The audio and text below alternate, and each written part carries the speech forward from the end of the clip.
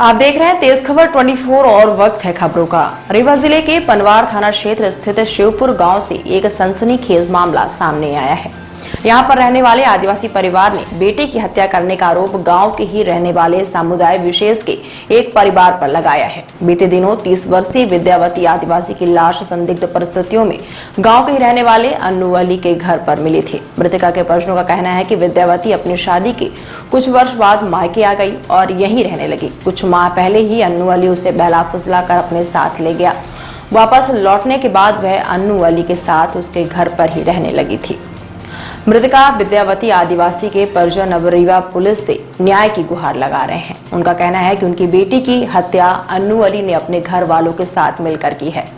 परिजनों का कहना है कि वह स्थानीय पुलिस से शिकायत करने पहुंचे थे, लेकिन पुलिस ने उन्हें वापस लौटा दिया। बेटी की हत्या के बाद स्थानीय पुलिस से आस खो चुके मृतका विद्यावती के परिजन अब रीवा पुलिस के वरिष्ठ अधिकारियों से न्याय पाने की गुहार लगा रहे हैं। उनका कहना है कि मामले की निष्पक्ष जांच कर दोषियों के खिलाफ कड़ी से कड़ी कार्रवाई की जाए। मृतका के परिजनों का कहना है कि उनकी 30 वर्षीय बेटी विद्यावती आदिवासी का विवाह पास के ही घूमन गांव में हुआ था, लेकिन पिछले कुछ वर्षों से उनकी बेटी मायके में ही रहने थी। कुछ महीने पहले गांव के ही अन्नू अली उनकी बेटी को बहला फुसलाकर अपने साथ भगा ले गया। बीते दिनों विद्यावती की लाश संदिग्ध परिस्थितियों में अन्नू के घर पर बरामद हुई। मृतका के बेटे ने ही नाना के घर जाकर अपने मां की मौत की जानकारी दी थी। मृतका के परिजनों का कहना है कि घटना के दिन उनके 7 वर्षीय नाती ने घर पहुंचकर घटना की जानकारी दी थी। जानकारी लगते ही जब मृतका के परिजन घटनास्थल पहुंचे तो उनके पैरों तले जमीन खिसक गई। परिजनों ने देखा कि उनकी बेटी की लाश अन्नू अली के घर पर संदिग्ध अवस्था में पड़ी हुई थी। मृतका की भाभी की माने तो उसका आरोप है कि शव को देखकर ऐसा प्रतीत हो रहा था कि विद्यावती की बेरहमी से हत्या की गई है।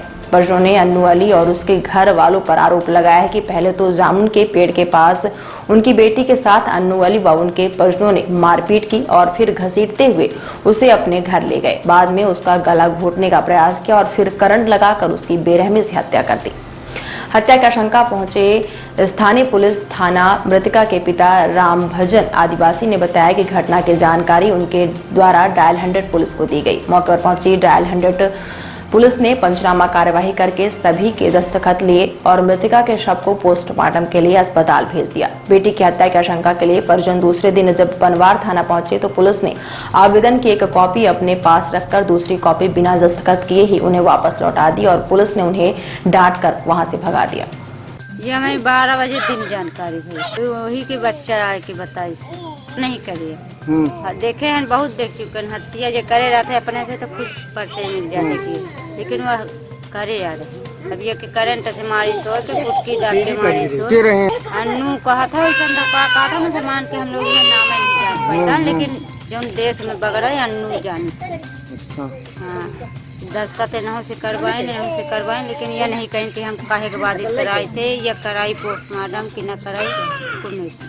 समस्या साहब यह है कि हमारी बिटिया का नींद तो होकर का नाम ले जामुन के पेड़ से मार के और कड़ीला के फिर लगे हैं तो अंदर करंट शिवायनी वो कर दे सकती है चीन में अटाड़ी पटट हो गया। फिर साहब सब नंबर हम लगान तो आई तो सब नंबर हो गया।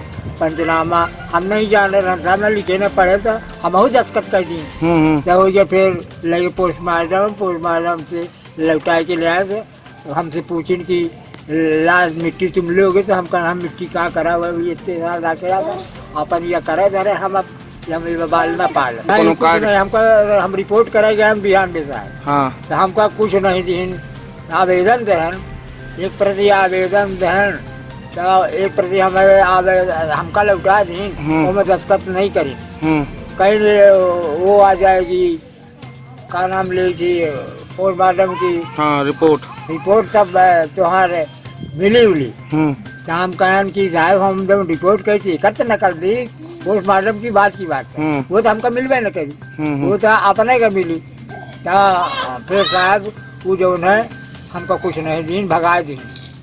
जी हाँ कहीं चलो जाओ